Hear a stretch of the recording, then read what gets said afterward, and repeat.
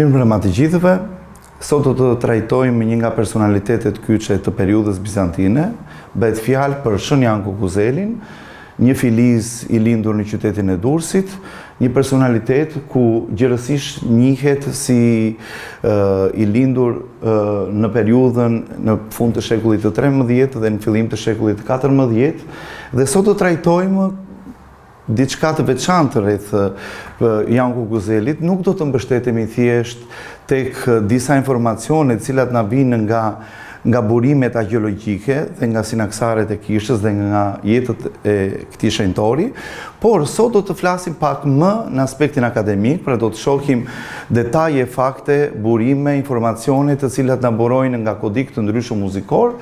Dhe patjetër do të trajtojmë dy aspektet e jetës së tij, pra do ta shohim dhe si një personalitet artistik muzikor, por njëkohësisht do ta shohim edhe si një shenjtor ku ka lënë modelin e tij në aspektin e jetës shpirtërore dhe që frymëzon brezat deri në ditët tona, ashtu siç frymëzon edhe juve që jeni psaltët e rinj të shkollës së muzikës bizantine. Shën Janku Kuzeli është një figurë e cila janë atribuar shumë epitete, shumë biemra, shumë emërtime, dhe këtë e shohim gjatë gjithë historisë së ekzistencës së këtij shenjtori. E vërejmë të gjitha burimet e ndryshme të shkruara dhe të cilat na kanë ardhur dhe janë transmetuar deri në ditët tona. Do të shohim që ky personalitet ka një mori emërtimesh të cilat po t'i shohim me vëmendje, emërtimet drejtuar atij janë të shumta, të cilat do t'i analizojmë njëra mbas tjetrës, të gjitha emërtimet, ku ajo emërtimi kryesor i cili mbizotëron dhe cilin e njohim ne më gjërësisht është pikërisht mbiemri Kukuzeli. Por njëkohësisht do shohim që ekzistojnë dhe të tjera, si Papadopoulos, që është më pak i njohur edhe për hapësirën tonë të Shqipërisë. E njohim shumë si mjeshtër, si një reformator, por edhe si kompozitor. Por njëkohësisht ai është një mësues, është një himnograf, ka qenë një kryepsalt dhe për më tepër një shenjtor ku kulti të cilit ka arritur të ekzistojë deri në ditët tona, jo vetëm këtu në Shqipëri, ku është vendi ku ka lindur dhe ka marrë atë edukimin si fëminor, pra në hapat e para të arsimimit të tij, por edhe më gjerë deri në ato stacionet kryesore të jetës së tij, ku ta shohim stacionet bazike siç ishte Durrësi, piknisja, vazhdimi në Konstantinopol dhe mbyllja e jetës së tij në manastirin e Lavrës së Madhe në malin e shenjtë, pra në malin e njohur si mali Athos. Le të shohim një nga vlerësimet më të veçanta që i është atribuar nga Manuel Krisafi, protopsalt i kishës së Shën Sofisë, një kompozitor i mirënjohur i shekullit të 14-15, i cili i drejtohet Janku Kuzelit me këto fjalë si i hirshëm, më të mrekullueshmin, më të ëmblin, mjeshtër i vërtet, mësuesin e mësuesve, që nësisht mësues i mas dhe shumë i lumërueshëm.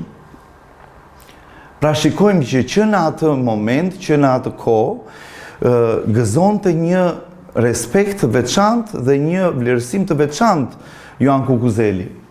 Dhe këtu do të shohim stacionet kryesore, siç thash edhe pak më përpara, stacionet kryesore të jetës së tij, pra nga Durrësi në Konstantinopol dhe më pas në Athos. Le të shohim një nga një. Do të mbështetemi për të trajtuar pikërisht, shkurtimisht jetën, po themi, të këtij shenjtori, duke u mbështetur tek burimi i parë i shkruar, i cili na gjendet në një dorëshkrim të një manastiri në Selanik, në manastirin e Vlatadhon, i cili është një kodik i shekullit i 16, konkretisht i vitit 1550, është kodiku më i vjetër, pra sinaksari i tij, pra jeta e tij, ashtu siç përshkruhet në sinaksarët e kishës. Pra nuk është një përshkrim, po themi, një studim i jetës së tij. Është thjesht jeta e tij, stacionet kyçe dhe ato që interesojnë besimtarit për të kuptuar dhe për të marrë dobi, domethënë, për jetën e tij shpirtërore. Dhe konkretisht këtu do mbështetemi për të përshkruar shkurtimisht jetën e tij.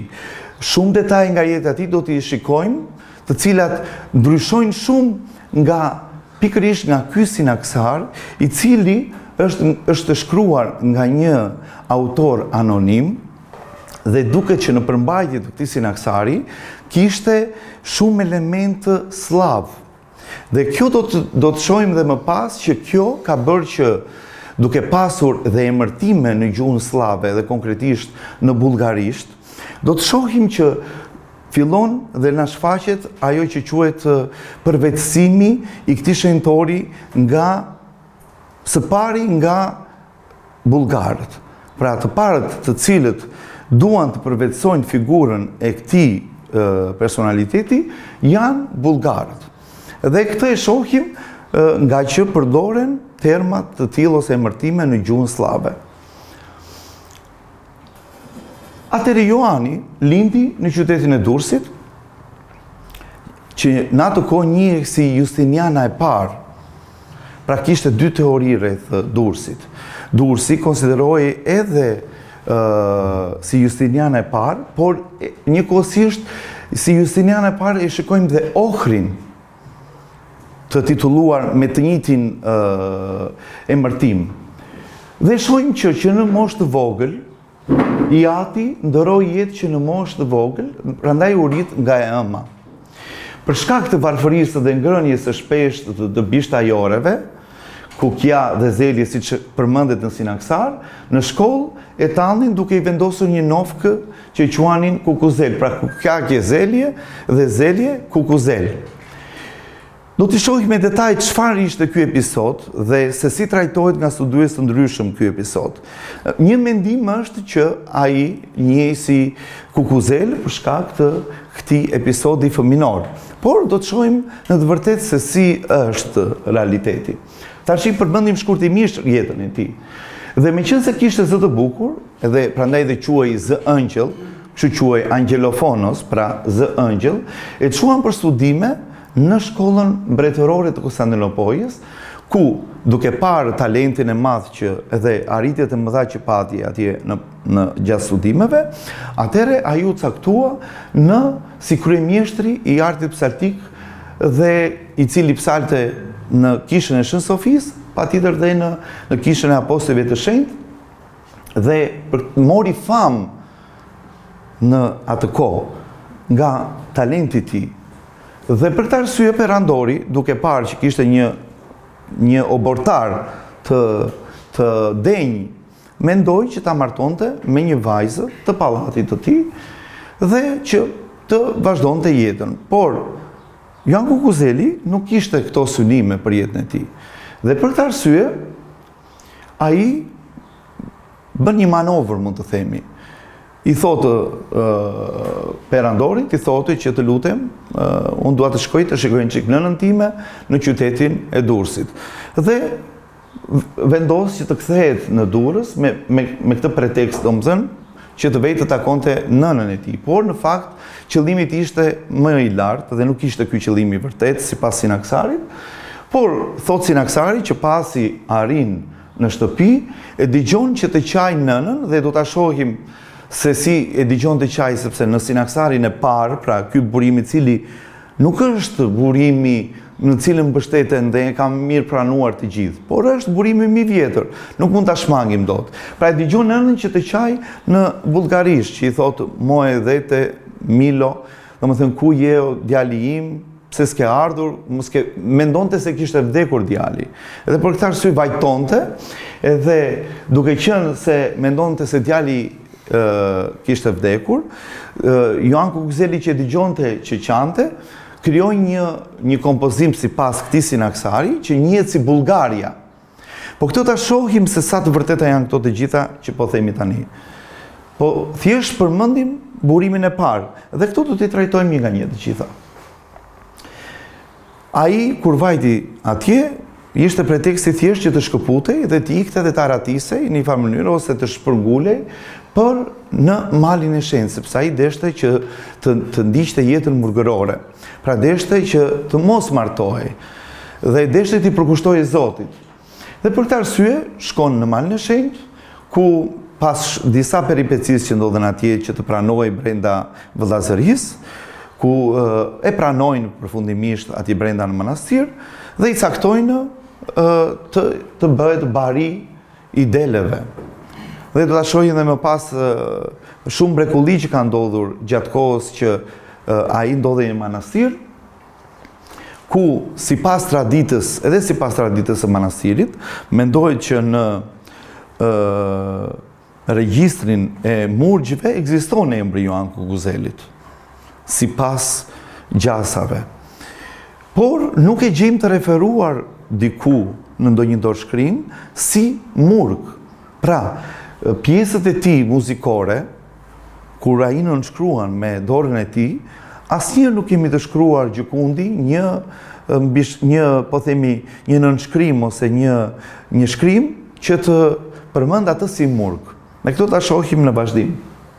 Dim që atje ushtroi përsëri u zbulua pra nga nëpërmjet një mrekullie, nëpërmjet një zbulese që u bë një asketi që qenë diku i fshehur në atje në Kukullos e Delet, dhe atij ja zbuloi Zoti që ky është Joan Kukuzeli, kryemjeshtri i pallatit mbretëror, dhe ja çoi këtë lajm igumenit. Igumeni e mori vesh dhe që në atë kohë pastaj ai u caktua të ishte kryemjeshtri ose kryepsalti i manastirit të Lavrës së Madhe, dhe atje ndroi dhe jetë në manastirin e Lavrës, ku ndodhet edhe sot deri më sot një pjesë e lipsaneve të tij, koka dhe disa pjesë të tjera të trupit të tij, ku janë në një kishtë specifike, ku ndodhet dhe ikona e Kukuzelisës, pra që do ta shpjegojmë më vonë çfarë është ikona e Kukuzelisa, dhe atje kanë mundësi të gjithë që të vënë dhe t'i falen lipsanit të shenjtorit. Fillojmë dhe flasim pak për termin Kukuzel. E përmendëm pak më përpara se çfarë do të thotë Kukuzel. Ekzistojnë disa teza rreth çështjes së emërtimit Kukuzel. Një tezë e cila është ajo që u thash pak më parë që lidhet me atë, po e quajmë teza satirike këtë, sepse është një episod ku fëmijët me njëri tjetrin ironizonin njëri tjetrin dhe ironizonin në një farë mënyre Kukuzelin, sepse sipas tyre ai konsumonte, ja do ta shohim këtu, konsumonte fasule dhe bizele. Shpesh dhe që në greqisht i thon kukja e zelje, dhe madje kukja dhe zelje, madje dhe muzikologët bullgar ose historianët bullgar mendojnë që përkthehen edhe në gjuhën e tyre njësoj. Dhe mendojnë që janë fjalë me prejardhje bullgare, dhe fjala Kukuzel thotë që është një fjalë me prejardhje bullgare e vendosur nga Nofka që i vunë, do më thënë, bashkë student, bashkë nxënësit e tij. Ekziston një tjetër argument, ku është teza bizantine, dhe kjo është më mirë pranuara nga teza e mëparshme, që ky mbiemër nuk është një mbiemër që vjen nga një episodi satirik, por është një mbiemër që përftohet nga fjala në greqisht kukuzi, apo kukuzis, që është përgëdheli e fjalës kukuzis, Pra, nga Kukuzis, i vrejmë këto dhe mbarojnë me Elis pasaj kur bërnë me përgëdhelidh, që do thot Kukuzis, Kukuzelis, Psomi, Psomeli, Tiri, Tireli, Janis, Janelis, Dimitris, Dimitrelis, dhe mbiemra të tjerë si Paganas, Paganelis, Kukuzis, Kukuzelis. Pra, janë mbiemra që edhe sot e kësaj dite, në hapësirën e gjeut veri lindor, do më thënë, në atë zonë, i janë të përdorura këto lloj mbiemrash. Pra, mund të jetë edhe një mbiemër bizantin. Pra nuk është një nofk. Ekziston kjo, dhe kjo është që është më e besueshme si tezë. Pra teza që është një mbiemër bizantin. Dhe nuk është një mbiemër që e gjejmë vetëm tek Joan Kukuzeli. Dhe këto ta shohim tash. Dhe kjo vërteton vetë pohimi Kukuzelit. Vetë Joan Kukuzeli, nëse ajo do ishte një nofk, nuk mund ta përdorte për veten e tij nofkën. Apo jo. Pra do përdorte një mbiemër tjetër.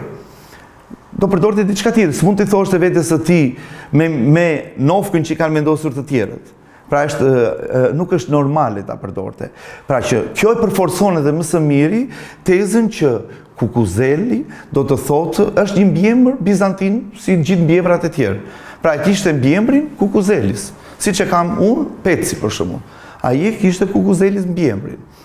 Dhe vetë pohimi i tij që e gjejmë në një dorë shkrim, dhe do ta shohim në cilin dorë shkrim, pra e gjejmë këtu, po të shikoni këtu është firma e tij.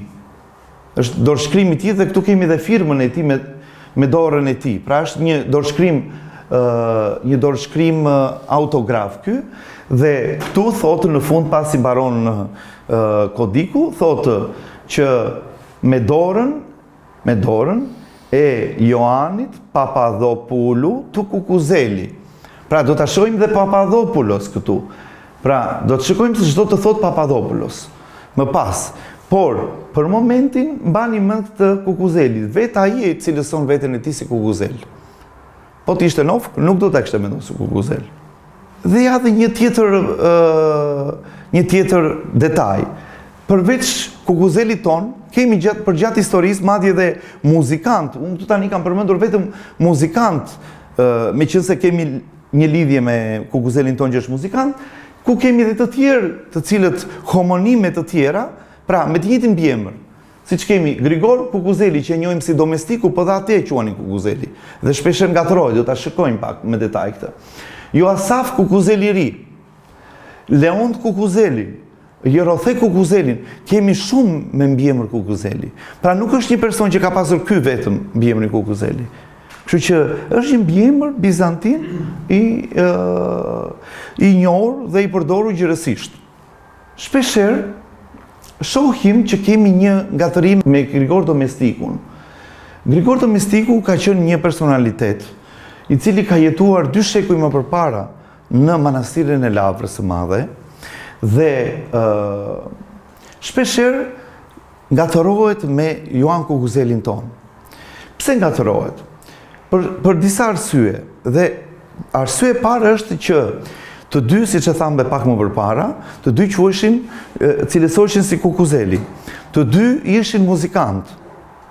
Dhe një detaj tjetër është pikërisht referimi për monedhën e artë nga Hylincia. Sepse ne e dim që dhe Kukuzeli ynë në një moment tregohet një histori. Dhe besoj të gjithë, nuk e di se sa jeni në dieni, por tregohet një histori që Joan Kukuzeli kur ishte në një agripnit i gjatë, psali shumë dhe për më tepër kur psali drejtuar Hylinces Mari, një him për të, e zuri gjumin në stasidhin e tij, atje në fronin ku rinte psalti, pra si kur e psalti ishte, dhe në atë moment, në vegim, i shfaqet Hylincia. Dhe i thotë, të lumt, i thotë Kukuzel, që më psal, dhe ata që më psalin nuk do t'i braktis asnjëherë. I tha dhe në dorën e tij i dha monedhë të artë, pra i dha monedhë të artë Kukuzelit. E njëjta ngjarje ka ndodhur dhe me Grigor Domestikun. Por Në sinaksarin e kishës tonë, po të shikojmë kur lexojmë shkurtorin dhe shtëpin, por dhe sinaksarin më pas, që i referohet këtyre dy shenjtorëve, se dhe Grigor Domestiku është shenjtori i kishës, i cili feston pikërisht në të njëjtën ditë me Joan Kukuzelin. Pra, Grigor Domestiku feston në të njëjtën ditë, në 1 tetor. Në 1 tetor feston dhe Joan Kukuzeli dhe në 1 tetor feston dhe Romano Melodisti, që mendoj të dhe Romano Melodisti mund të ketë marrë monedhën nga ky Lincia. Pra bëhet një ngatëresë midis tyre 3 shenjtorëve, por më tepër mes tyre të dyve shpeshherë i kanë identifikuar, donjëherë shumë studiues i kanë identifikuar me njëri tjetrin, njësuar. Por tradita dhe e manastirit atje, po dhe tradita e kishës, por dhe nga studiuesit shumë të cilët përveç studiuesve të zonës e Ballkanit, po dhe studiues perëndimor, edhe ata rusë bien dakord që nuk kanë lidhje të dy personalitete me njëri tjetrin. Kanë shumë detaje të përbashkëta të jetës së tyre, po janë 2 persona të ndryshëm. Dhe në manastirin e Lavrës, kur festojnë, këndojnë një shërbes e cila është përpiluar për të 2 shenjtorët bashkë. Pra, nuk është një shërbes e ndarë nga jo e Grigorit dhe ajo e Joan Kukuzelit. Pra, janë të dyja përmendet të 2 shenjtorët. Dhe shikojmë një detaj. Shikoni pak, në sinaksar, po ta shikojmë në original, si që kemi të shkruar, kur përmend Kukuzelin thot, o shënar Joan Kukuzeli, Zëbukri do me thënë, ai i cili asketizoi në malin Athos, në manastirin e Lavrës së Madhe, thot, ndron jetë në paqe, do me thënë. Më kuptoni? Kështu e përmend Joan Kukuzelin. Kurse Grigor Shënarin edhe këtë domestikun, thotë që asketizoi në malin Athos në manastirin e Lavrës së Madhe, dhe që mori nga ky Lincia monedhën e artë. E kuptoni? Pra, në sinaksar, përmend Grigor Domestikun që mori monedhën e artë dhe jo Joan Kukuzelin. Por, të dy i kanë brenda biografisë të tyre këtë ngjarje që ka ndodhur. Prandaj dhe ndodh kjo ngatresë. Pra, kemi të bëjmë me 2 personalitete, kështu që e specifikojmë që tani këtë detaj, që kemi të bëjmë me 2 persona të ndryshëm. Dhe tradita e kishës, deri në ditët tona, e beson këtë gjë, që këta janë 2 persona të ndryshëm, ashtu siç referohet edhe në sinaksar. Vazhdojmë tutje. Flasim tani për një mbiemër tjetër, për mbiemrin Papadopoulos që e pat edhe të shkruar me dorën e tij. Çfarë nuk kupton kjo Papadopoulos? Do me thënë, është më pak i njohur ky si emërtim në kish për Joan Kukuzelin. Shumë pak njerëz e dinë që Joan Kukuzeli në dorëshkrimin e tij nënshkruante Joan, në saktë mund të nënshkruante Zoti Joan Papadopoulos Kukuzeli. Po çfarë është Papadopoulos? Le të shohim tezat rreth këtij mbiemri. Kemi mbiemri për Papadopoulos, është një fjalë e përbërë nga gjuha greke, që do të thotë fëmijë prifti. Pra, papas do të thotë prift dhe pedhi. Pra, nga pedhi, që është Papadopoulos, papadopedhi që i thonë ndryshe. Pra, vjen nga fjala që nuk kupton djalë prifti. Mendohet sipas traditës që babai i tij mund të ketë qenë klerik, por e la atë në moshë shumë të vogël. Dhe ky ruajti që ishte djali i priftit. Më kuptoni? Por ndonjëherë, kur themi dhe Papadopoulou, ose siç e thash Papadopedha, zakonisht quhen edhe fëmijët të cilët shërben njerore. Pra ne ndonjëherë dhe arti psaltik shpeshherë në përdorshkrimet e vjetra cilësohet si arti psaltik, por dhe si arti i priftërimve. Më kuptoni? Ton papadhon, domethënë. Papadiki techni. Arti papadik thonë. Jo nuk do të thotë se ata është arti i priftërimve që shërben brenda njerore. Por nuk kupton për priftërinë që shërben jashtë njerores. Por njëkohësisht kjo dhe Papadopoulos mund të nënkuptoj që ishte edhe një djalë që shërbente në kishë, do të thënë djalë që shërbente edhe një erore. Por, më e njohura dhe më e besueshme është kjo, që është djalë prifti dhe ka shumë mundësi të ketë qenë djalë i një prifti. Sipas studiuesve bullgar, ky mbiemër është i uazuar nga greqishtja, që është e njëjta gjë, dhe se origjinën e ka nga bullgarishtja sipas tyre, nga fjalët Popov Popović, që nënkupton përsëri djalë prifti, domethënë fëmijë prifti. Ja dhe këtu e keni të shkruar, siç e pam te dorëshkrimi, Papadopoulou. E shikoni? Ioanu, Dora e Ioan Papadopoulou të Kukuzeli. Shkojmë në tutje. Për dëshminë e mbiemrit Papadopoulos kemi shumë mbishkrime. Pra kemi shumë dorëshkrime dhe nënshkrime brenda kodikëve. Atë shohim tek një kodik muzikor Irmologjo numër 1256 i manastirit të Sinajit i shekullit të 14, domethënë. Këtu e gjejmë së pari. Përsëri në një Irmologjo, shumë i njohur ky Irmologjo, 491 i Sinajit, që është transferuar pasaj më pas në Leningrad, është çuar më vonë. Më pas kemi një papadik nga 457 nga manastiri Kutulumusiut, gjysma e dytë e shekullit të 14, ku thot, fillim më Perëndinë e Shenjtë, i mbrëmësores së madhe, këndohet në kor, përmban,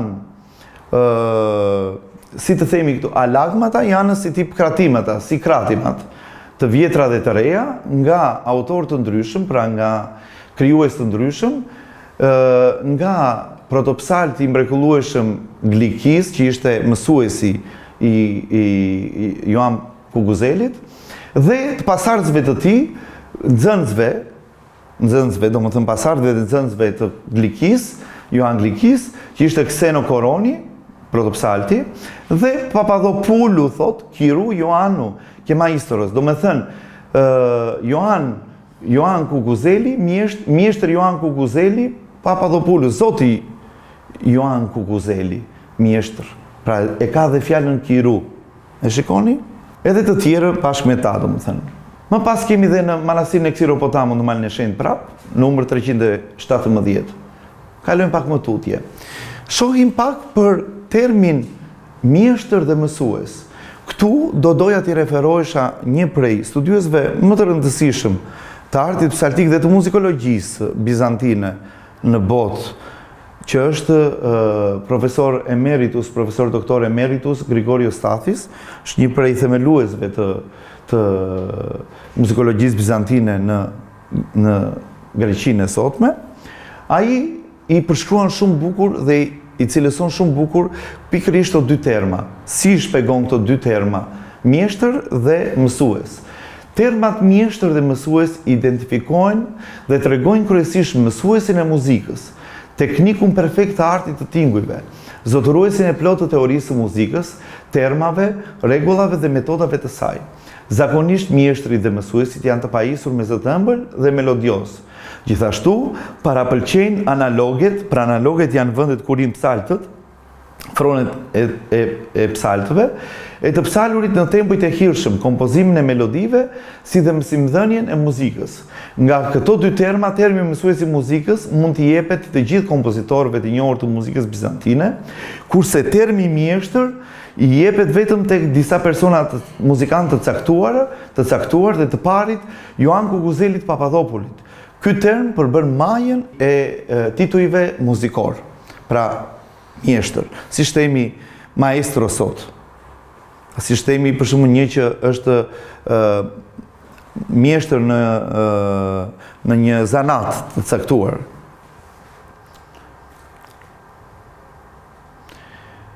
Tani do flasim pak për shenjtërinë dhe për kremtimin e këtij shenjtori. Ashtu siç thash edhe më përpara, përveç këtyre gjithë termave dhe epiteteve që folëm, njëkohësisht ky personalitet, pra Shën Ioan Kukuzeli, është futur dhe në katalogun e shenjtorëve të kanonizuar të Kishës Ortodokse, i cili kremtohet në 1 tetor, gjithmonë në 1 tetor, së bashku, siç u thash, me Romano Melodiosin dhe me Grigor Domestikun. Dhe do të shohim që Kemi dhe shërbesën e përpiluar në gjuhën shqipe të Joan Kukuzelit, cilën gjithmonë e psalim, dhe ashtu siç e dini, që ne gjithmonë përnder të këtij shenjtori të madh, ne zhvillojmë gjithmonë një panair, domethënë, mund të themi, për Shën Joan Kukuzelin, edhe këtu në Tiranë, por dhe në vendlindjen e tij në Durrës, ku kremtohet me madhështi dhe me devocion të madh ndaj këtij shenjtori. Dhe ky shenjtor patjetër është një model për jetën shpirtërore, siç do ta shohim në fund të këtij prezantimi. Le të dëgjojmë diçka nga disa tropare nga Shën Joan Kukuzeli.